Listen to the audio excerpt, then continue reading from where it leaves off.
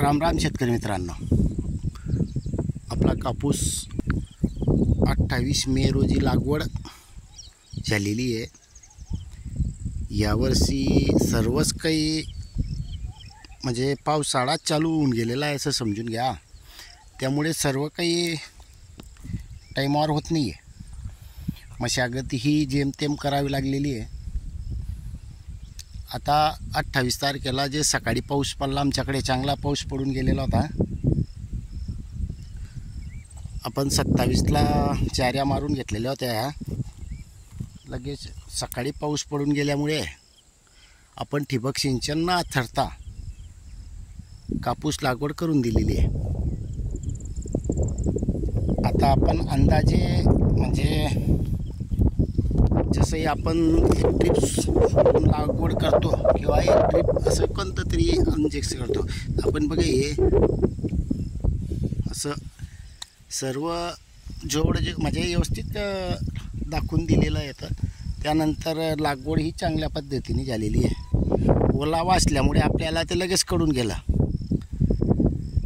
ठिबक आपण 1-2 दिवसात आथरून देऊ याच्यात, ज्या वेळेला समजा पाऊस नाही आला तर।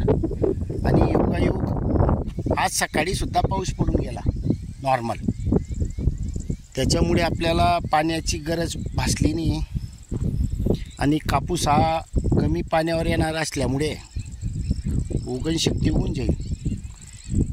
आता समजा पावसानं खंड दिला तोपर्यंत आपण याच्यात ठिबक आथरून पाणी देऊन देणार आहोत। यावर्षी जे आपण मागच्या वर्षी जे नियोजन केलेलं होतं, मागच्या वर्षी 21 दिवसापर्यंत जे दिलेलं होतं, तोच प्रयत्न आपण सुद्धा यावर्षी करणार आहोत।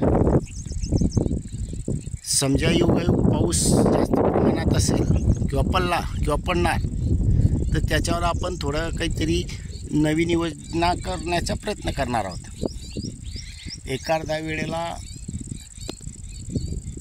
जास्त प्रमाणात गुळ टाकून एकदा म्हणजे 2-4 दिवसाला बी सोडलं गेलं बुवा तरी चालेल असं नियोजन करून घेऊ।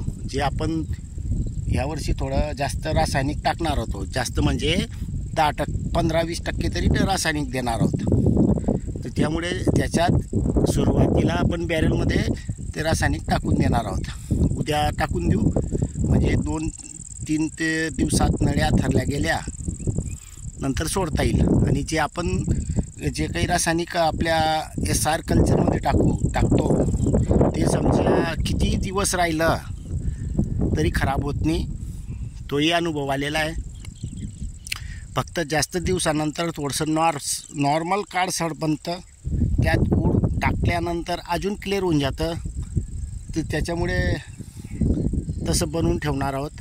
नळ्या थरल्या, पाणी क्लिअर झालं की त्यानंतर आपण ते ड्रिपनं सोडून देणार आहोत। तर शेतकरी मित्रांनो, यावर्षी माझ्याच नाही सर्वांचंच बेटाईम झालेला आहे। आमच्याकडे तर बाकी अजून क्षेत्र पडलेले आहेत, रोटाविटरनी काही नाही, कारण पाऊस हा अनवेळी येऊन जातो आहे, त्याच्यामुळे प्रॉब्लेम येतो आहे।